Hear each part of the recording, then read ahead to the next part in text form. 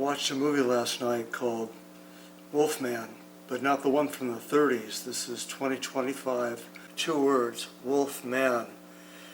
It got a so-so score on Rotten Tomatoes, and the comments were even worse. Nobody seemed to like the movie. Actually, I didn't think the movie was all that bad, so I'm going to spoil it for those who haven't seen it. It starts off with the title, Wolfman, Indian legend, face of the wolf. There's a disease borne by animals that's contracted by humans through a flesh wound. It starts off with this 10 or 11-year-old boy in his bedroom being awoken by his father yelling, Chen, hut! He gets up and makes the bed military style, like he's in boot camp or something, smooths out the sheets, comes out, and the father says, be ready to go at 0700. Have your gun ready, we're going deer hunting, we're out the door, make sure you're ready. So the next scene, they're looking at this view, the father and the son. It's a nice view. They're in Oregon, and they're in a valley. It's not Yosemite, but it's not a bad view. Father says, this never gets old. I never get tired of looking at this view. So then they're in the woods, and the father's got a deer in a scope, and he loses it. The deer goes behind a tree, and the son runs after it, tries to get a better vantage point. When the father catches up to the son, he's furious. He's saying, stay close. You could die at a moment's notice out here. There's danger all around. You're inches away from death at any given moment. So the father knows something.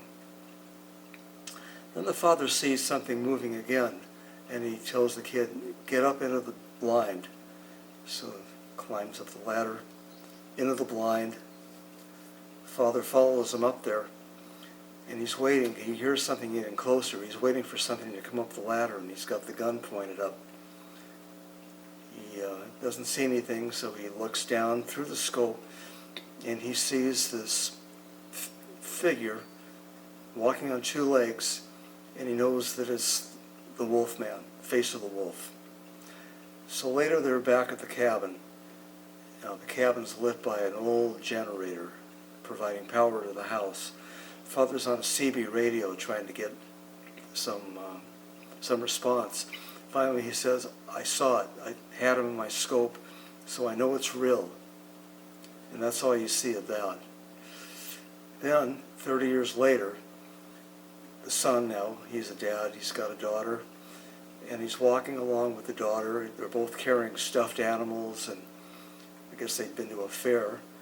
The daughter says, I'd like some dessert. The father says, well, you had hot chocolate.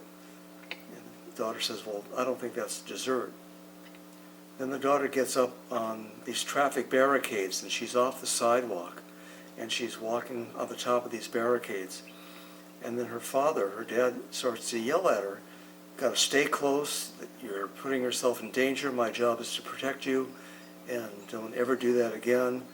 No ice cream in 5, 4, 3, 2, and she gets off the barrier.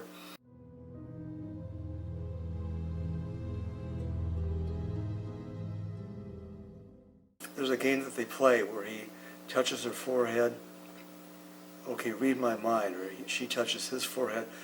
Tell me what I'm thinking. She says, you're thinking that you love me very much. He says, how do you do that? You were right every time, word for word. So that's the little game they've got. That's about all you see of that. Then the next scene is the father is outside of where his wife is working. She comes out with her co-worker. She's a journalist. And she sees him sitting there. She walks over. They're both sitting on the ground. He had checked the mail, and he found a letter saying that they can confirm that his father has died. And there are the keys to the house. So they thought he was missing for all these years. They finally declare him deceased. So he knows he's got to go to Oregon and take care of business. So he's sitting there with his wife outside of where she's working, and they're having a conversation, and he says, are you happy? Yeah, I'm happy. Why do you say that? Well, just doesn't feel like it used to. She goes, well, yeah, maybe things aren't the way they used to, and I'm not as close to the daughter as you are. Well, yeah, that's right, because he's out of work, he's been on between jobs, and so now he's Mr. Mom, taking care of the daughter, so they are very close. So he tells her, my dad died, we were estranged for many years. Now that I can't talk to him, I wish that I was able to, and I think we should go out to Oregon. Why don't you take a week off, and maybe we'll make this trip, it'll be good for us, just you and I and the daughter. So she decides, okay, she'll go on vacation. So they're in this car, and they're driving. They're in Oregon. They're driving up towards the cabin. They get to a spot that they had been playing the game. The girl's in the back seat, and they're playing a game. Okay, what animal am I? And he's trying to guess. Are you a dog? No. Are you you four-legged animal? No. Are you a deer? No. Well, all right, give up. I'm a fawn. Well, that's a deer. Right? And, something about do you live in the forest? No, but deers live in the forest. No, fawns live in people's backyard. No, you're cheating. You're a cheater. So they're having a big laugh, and all of a sudden things get really serious. There's the gate is closed, and it says no trespassing. Nothing here is worth dying for, and that's as far as they can go. That's not how he remembered it. So they're just stuck there. They have no service on either of their phones, so they can't check their maps. Then he looks to the side and he sees the blind, and there's a guy up in the blind. The guy comes down the ladder slowly up towards the car. He's carrying a rifle, and she gets all worried. He's carrying a gun. He says to her, well, it's Oregon. It's hunting season. Everybody's got a gun. So he comes up and he said, what's up, bud? What's up, bud? He said, well, I'm kind of lost. I was looking for my dad's house. Who's your dad? He tells him, the guy that has a strange look on his face. He says, well, there's a way around it. I can get you there. So he comes into the car. She gets into the back seat with her daughter. She's very apprehensive because he's really creepy, this guy who came out of the blind with a gun. So they're driving, and they're heading up towards the cabin, and they see somebody walking down the road. So the father swerves to keep from hitting him, and they start to tumble. So they're flipping over, and pretty soon the car or the truck that they were in, I think it was a U-Haul, is just teetering on the edge. The guy who came out of the blind jumps out of the car, and that makes it even more off balance.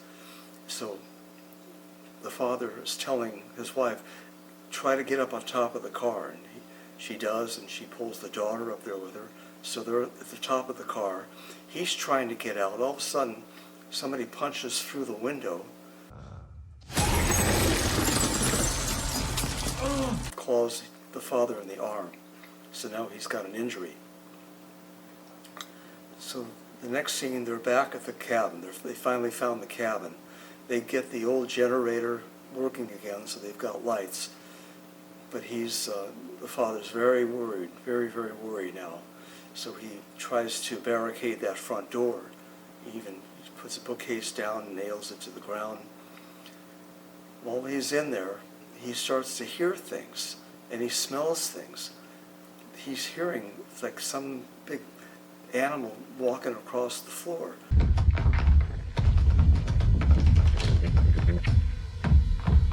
He's got an acute sense of hearing. He goes, what's that smell?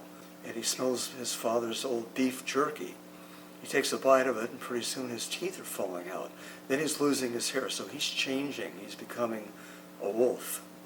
It's slow, though. And what I thought was neat about it was the process. What he's saying becomes unintelligible to his wife, and what she is saying is hard for him to understand. He's seeing her in a different light, in a different way and she's also seeing him change with his hair coming out and his teeth falling out. But he's looking at her, and it's like what an animal sees when they look at us. It looks like infrared with glowing eyes. So it shows what we each look like to a different species.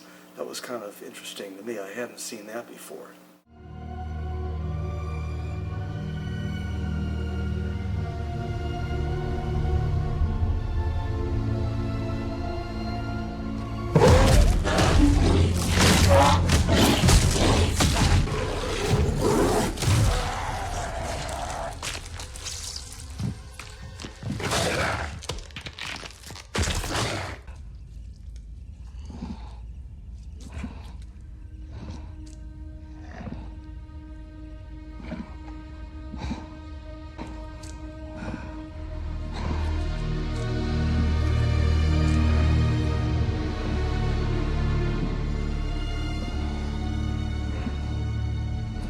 mother now, his wife, has to set a trap, sets a bear trap for the husband, because now he's prowling around trying to get to her and maybe possibly the daughter too.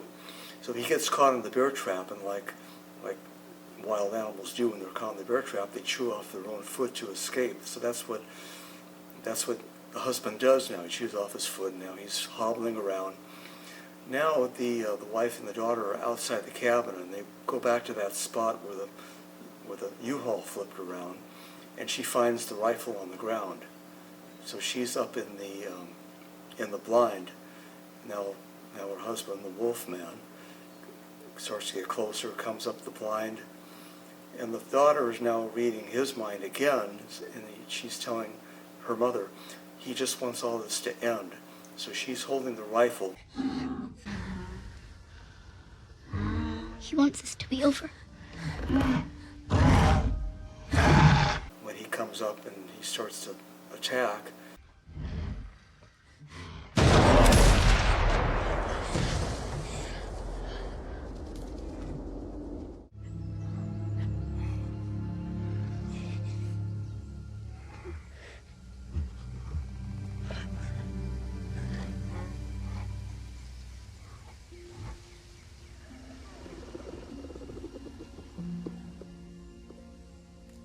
so now it's just the mother and the daughter. So the daughter wasn't close to the mother before, but now I guess she's got no choice. So now they're close and they're walking. At the end of the movie, you see the two of them. You see them from the front, and they're standing there staring. They're both looking at something. And then the camera moves slowly around to the back, and what they're looking at is the view. He tells his wife, I want to go to Oregon. There's a view that I just really want you and my daughter to see. So now she and the daughter are looking at the view, and that's how this movie ends. I didn't think it was too bad. So I hope I spoiled it for any people that are going to write a negative comment. So I did my part.